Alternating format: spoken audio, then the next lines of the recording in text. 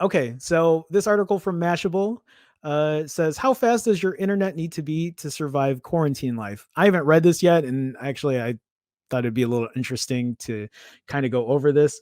Actually, Daniel knows this. We have someone on our team who is not the most tech savvy, and now that we're all working from home, his connection was kind of lagging here and there. So I asked him to do a speed test, and he ended up having internet that was 18 down, so 18 megabits down, and two up, 2 megabits up.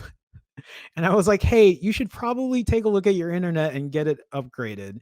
And the thing is, so he has AT&T, and the price he was paying, there was already an upgraded tier for the same price, but because he never called about it and never did anything about it, they just grandfathered that old plan in. So he's supposedly getting upgraded this weekend, and then he's a little nervous though because he doesn't know if they have to come in the house, because he's a little worried about coronavirus, which I don't blame him. But yeah, he has 18 down and two up, and I don't know how his life is in quarantine, but it'll be better if they upgrade. And if he sees this and he sees that Pornhub Premium is now free.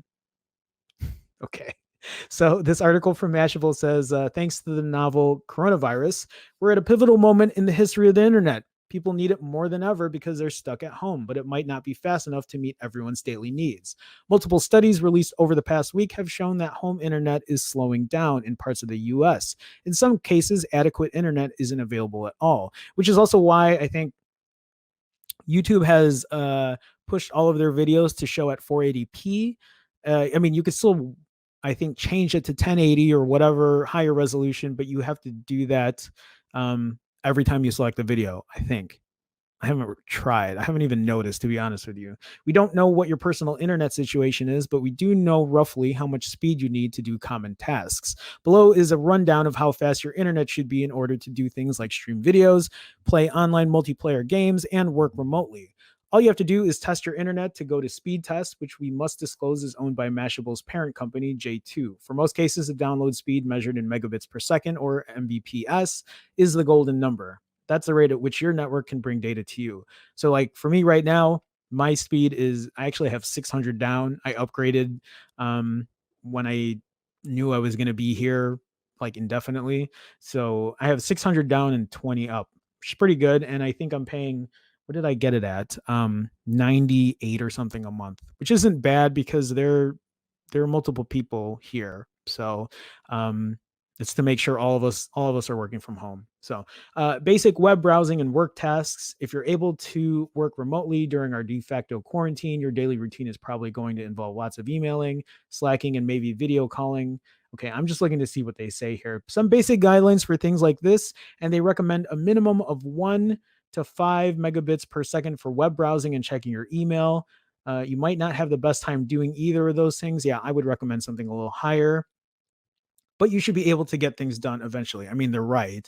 At the risk of editorializing, in my experience, it's tough to accomplish much of anything if your download speed isn't at least 10 megabits per second, which also I agree. Other factors can come into play here as well. Your Wi Fi signal strength might not be able to deliver ideal speeds. Yeah. So, your Wi Fi might not even be as good then as being wired. So, if you are working from home and you're having some kind of internet issues, think about going wired if you can. I mean, I literally just have I think a 25-foot cable like hooked up to the router or a switch that I bought recently over there. I'm not showing you guys that because it doesn't matter. Um, so it says here, each service has its own. So we're talking about streaming movies and TV shows, and so they're recommending at least 15 to 25 megabits down. Coincidentally, that's about the range Netflix, Amazon, and Hulu recommend for 4K content. Hulu says 16 megabits is required, while Netflix and Hulu suggest 25. I mean, hopefully you guys are able to get at least 10. And then if you do want to stream like HD, yeah, I would recommend anything higher than, I mean, I don't know, 20. That's the thing. So if you're streaming, I still think you should go higher than 25 because most people aren't just streaming. People are streaming, they're also like going online, or if you have somebody else in the house, you might want to up it a little bit more. And I think in the US, most places are offering at least 100 for their basic plans now, or even 200. Um, so it's not bad. But I will say the one thing that you should keep in mind is data caps. So a lot of these companies like Comcast or Xfinity, they have a data cap of 1 terabyte, which might be enough if it's just you. But if there are a lot of people who are streaming at the same time or watching streaming videos, and like if you're just home from school and you're not doing anything and you're literally just binge watching and maybe somebody else is too, you might want to ask if there are any data caps. So um, do that. This is what I'm trying to say.